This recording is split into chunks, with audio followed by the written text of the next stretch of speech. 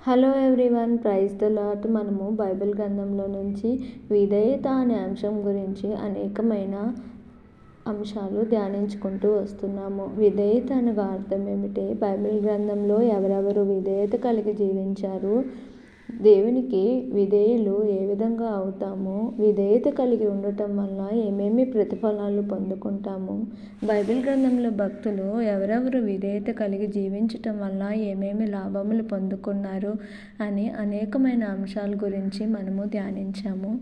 ఎవరైనా వీడియోస్ చూడకపోతే ఒకసారి వెళ్ళి షార్ట్స్లో చెక్ చేయండి. చివరిగా ఈరోజు ఎవరికి విధేయులుగా మనం ఉండాలి అనే అంశం గురించి తెలుసుకుందాము. దేవుని మాటకు మనము విధేయత చూపించాలి. దేవుని ధర్మశాస్త్రమునకు అనగా దేవుని వాక్యమునకు మనము విధేయత కలిగి ఉండాలి. దేవునికి విధేయత చూపించాలి. విశ్వాసంలో విధేయత ఉండాలి. పనిలో ప్రయాసపడే వారికి విధేయులుగా ఉండాలి. యజమానులైన వారికి విధేయులుగా ఉండాలి.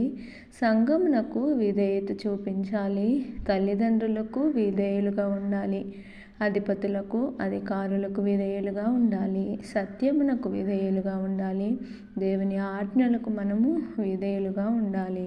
ఈ విధంగా మనము అందరికీ విధేయులుగా ఉండాలి. దేవుని వాక్యంలో సెలవిస్తుంది, విధేయత వలన అనేకులు నీతిమంతులుగా తీర్చబడతారని దేవుని వాక్యం సెలవిస్తుంది. కావున మనమందరము దేవునికి విధేయత కలిగి జీవించాలి.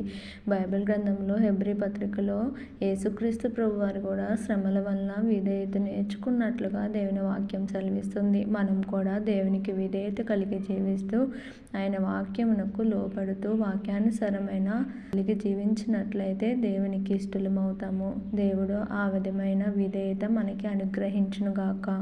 Amen. Thank you for watching. Follow this channel for more videos.